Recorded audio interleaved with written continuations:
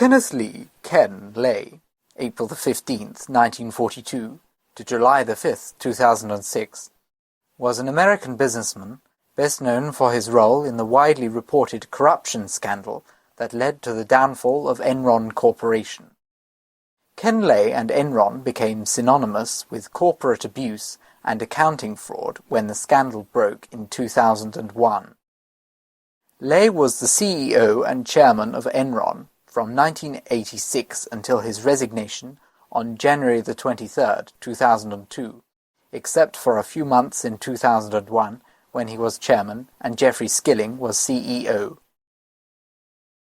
On July 7, 2004, he was indicted by a grand jury on 11 counts of securities fraud and related charges. On January 31, 2006, following 4.5 years of preparation by government prosecutors, Lay's and Skilling's trial began in Houston. Lay was found guilty on May 25, 2006, of 10 counts against him. The judge dismissed the 11th. Because each count carried a maximum 5 to 10-year sentence, legal experts said Lay could have faced 20 to 30 years in prison.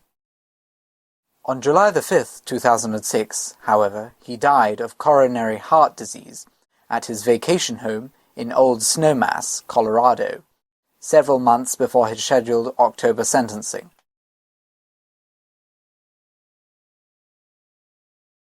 Section 1. Early Life and Career. Lay was born into a poor family in Tyrone, Missouri. As a child, Ken delivered newspapers and mowed lawns.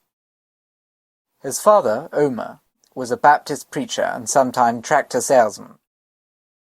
He attended the University of Missouri, where he studied economics.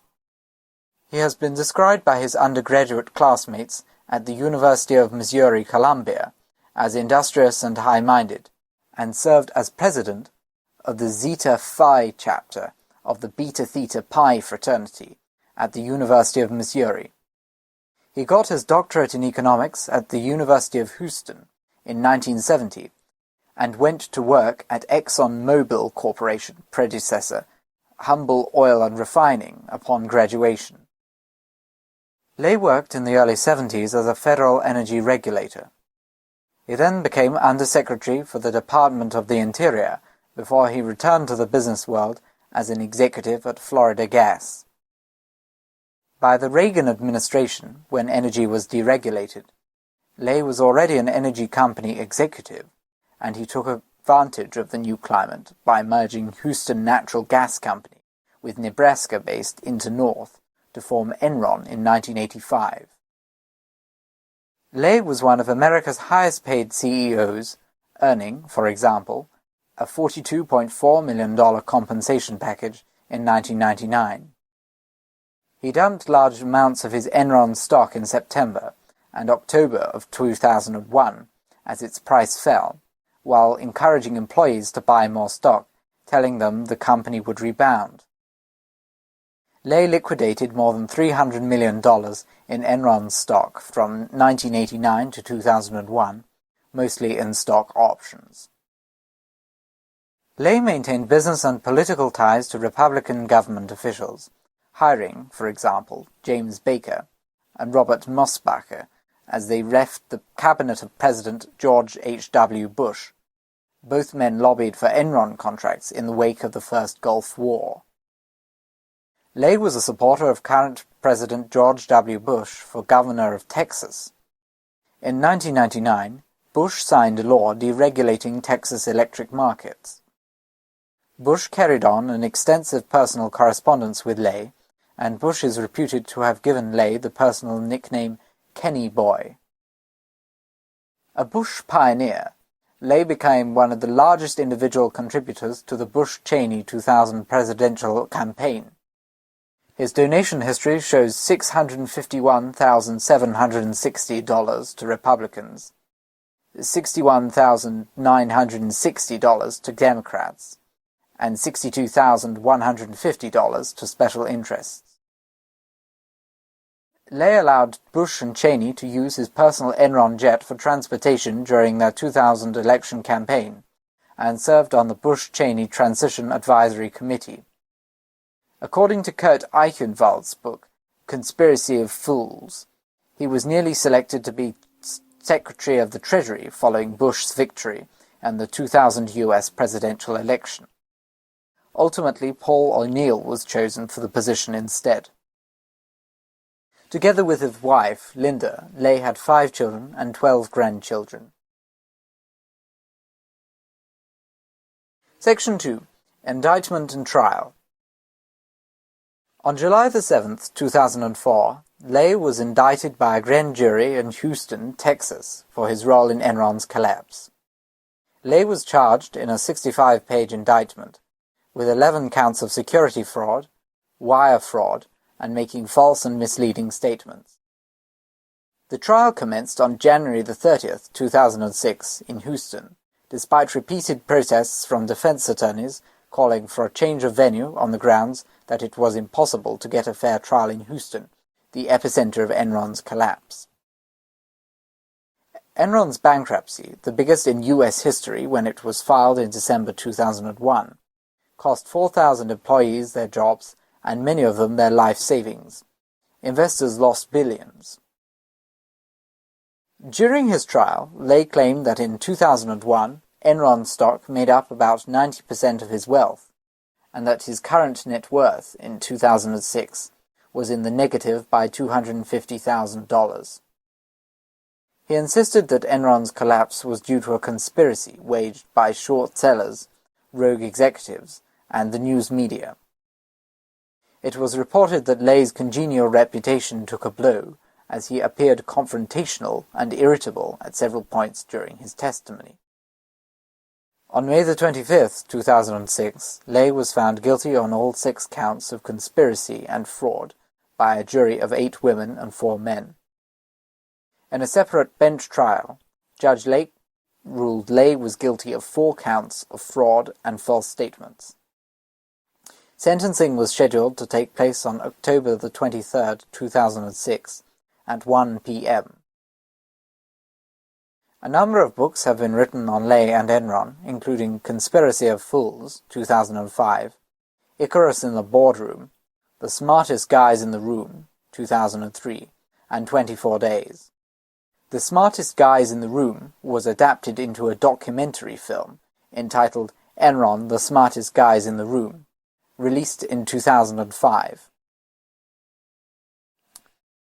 Section 3. Death and Abatement of Conviction.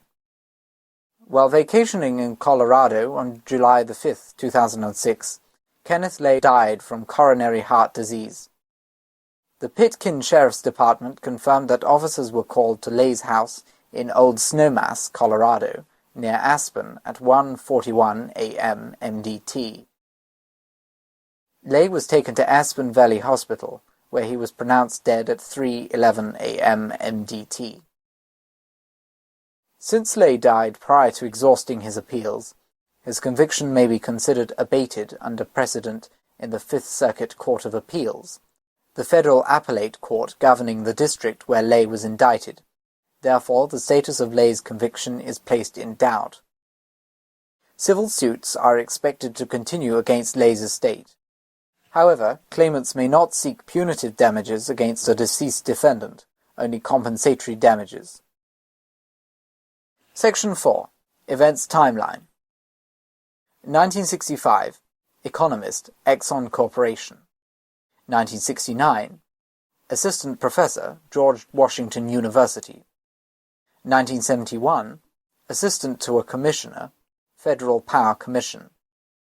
1972. Under Secretary for Energy Issues, Department of the Interior. 1974. Vice President, Florida Gas. 1976. President, Florida Gas. 1979. Executive Vice President, The Continental Group. 1981. President, Chief Operating Officer, Transco. 1984. Chief Executive Officer, Houston Natural Gas. 1985. Enron formed by merger of Houston Natural Gas and Internorth. 1990. Chairman of the Board and Executive Officer, Enron co-chairman, organizing committee for G7 summit. 1992, co-chairman, President Bush re-election committee chairman, 1992 Republican National Convention, Houston. 1994, assists with campaign of Sheila Jackson Lee to defeat Congressman Craig Washington. February 2004, steps aside as CEO in favor of Jeffrey Skilling. August 2001, returns as CEO after Skilling's departure. January 2002, amid extreme pressure, Lay resigns as Enron CEO and leaves board. July 2004, indicted by grand jury. May 2006, found guilty on 9 counts of fraud and conspiracy. July 2006, died of coronary heart disease at age 64, near Aspen, Colorado. Section 5. Trivia. The Ken Lay YMCA in Chinco Ranch in unincorporated Fort Bend County, Texas, was named after Ken Lay. Lay asked for his name to be removed from the YMCA in June 2006. The YMCA is, as of 2006, called the Katy Family YMCA, after the city of Katy. Ken Lay and Enron were given special thanks in the tongue-in-cheek credits of the 2000 film Fun with Dick and Jane, along with other corporations or persons who were responsible or involved in some of the greatest financial collapses in American business history.